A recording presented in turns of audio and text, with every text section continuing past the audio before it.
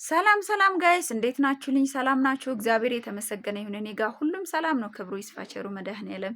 እንዴት ናችሁልኝ? ደህና ናችሁ? እግዚአብሔር የተመሰገነ ይሁን። እኔ ጋር ሁሉም ሰላም ነው። እንዴት ናችሁልኝ? ውድ የመዳም ቅመሞች በውጭ ሀገርም ያላችሁ እንግዲህ እንዴት ነው? ስራ እንዴት ይዛችኋል? እየበረታችሁ ነው? እግዚአብሔር ይመስገን እኔ ጋር ሁሉም ሰላም ነው። ውዶቼ በርቱልኝ፣ ጠንክሩልኝ። እንግዲህ እግዚአብሔር አምላክ ደግሞ የስራችሁን ጊዜ ጨርሳችሁ በሰላም ለሀገራችሁ እንድትበቁ የሀገራችሁን ንፋስ እንድታዩ አገራችሁን እንድትጎበኙ አገራችሁ ለቤተሰቦቻችሁ እግዚአብሔር በሰላም ያብቃችሁ። ልጆቻችሁን የናፈቃችሁ እናት አባቶቻችሁን የናፈቃችሁ ፈጣሪ በሰላም ለሀገራችሁ ያብቃችሁ። እግዚአብሔር ይመስገን እኔ በሰላም ሀገሬ ደርሻለሁ። ፈጣሪ የተመሰገነ ይሁን እላችኋለሁ ጋይስ። እና እንግዲህ ቻናሌን ፎሎ በማድረግ ቤተሰብ መሆናችሁን አትርሱ። ቲክቶክ ቻናሌን ፎሎ፣ ሼር፣ ኮፒ ሊንክ በማድረግ ቤተሰብ ሁኑልኝ። እንዲሁም ደግሞ ዩቱብ ቻናሌን እየገባችሁ ሰብስክራይብ አድርጉ እላችኋለሁ። እና እንግዲህ አንዳንድ ነገር እናወራለን አገር ቤት ያለውን ነገር እና እንግዲህ ቶሎ ብላችሁን ወደ ሀገራችሁ ግቡና አገራችሁ ላይ ስራችሁን ስሩ። የተወሰነ ገንዘብ ስራ መንቀሳቀሻ ገንዘብ ካላችሁ በቂ ነው ማለት ነው።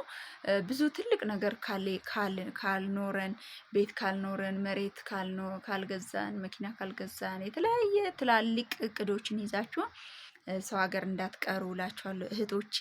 ብዙ ህይወት ይጠብቀናል። ሀገራችን አሁን ላይ በጣም ጥሩ ቦታ ነው ያለችው። ሰርተን ጠንክረን ያው ተለውጠን ህይወታችንን መለወጥ የምንችልበት ነው። የቴክኖሎጂ ዘመን ነው። ዘመኑ ተሻሽሏል።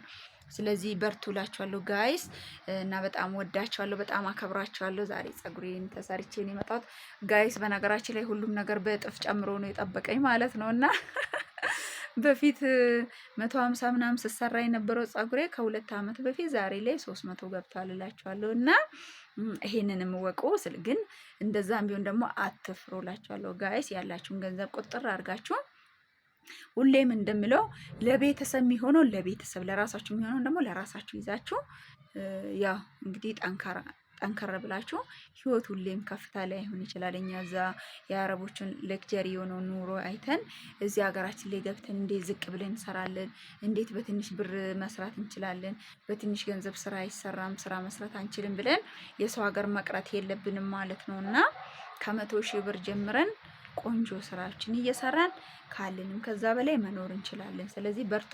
ያለውትን አንዳንድ ነገር ፕራይሶችን እነግራችኋለሁ፣ ቪዲዮ ሰራላችኋለሁ፣ እናወራለን እና ላችኋለሁ ጋይስ። ፀጉሬ እንዴት ነው? በጣም ነው የሚያምረው ነው ግን ደግሞ በጣም ነው የተወደደው ማለት ነው። ሁሉም ነገር በእጥፍ ነው ጨምሮ የጠበቀኝ ብላችሁ አታምኑኝ ማለት ነው። ስለዚህ ዋና ጤና ዋና ሰላም ነው።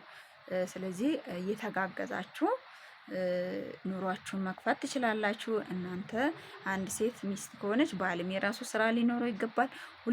ሁለታችሁም ተጋግዛችሁ ሰፖርት እየተደራረጋችሁ ኑሮን ቢወደድ በሀገራችሁ ላይ አብራችሁ መኖር መሞከር አለባችሁ እላችኋለሁ እንጂ እናንተ እዛው ብዙ አመት እየሰራችሁ ጉልበት ያልቃል፣ ይደክማል፣ ዘመን ያልፍብናል። በእውነት አንዴ ከወደቅን ደግሞ ከባድ ነው እላችኋለሁ ጋይስ። እንግዲህ ስለምትከታተሉኝ ቴንክ ዩ ሶ ማች በጣም ወዳችኋለሁ።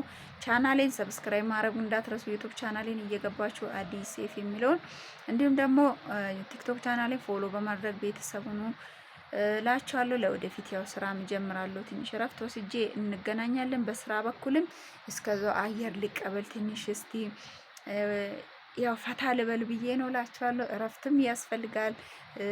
የተወሰነ ደግሞ ከፈጣሪያችሁ ጋር የምታወሩበት ሰዓት ያስፈልጋል። ከዛም በኋላ ነው ወደ ስራ መግባት እላችኋለሁ።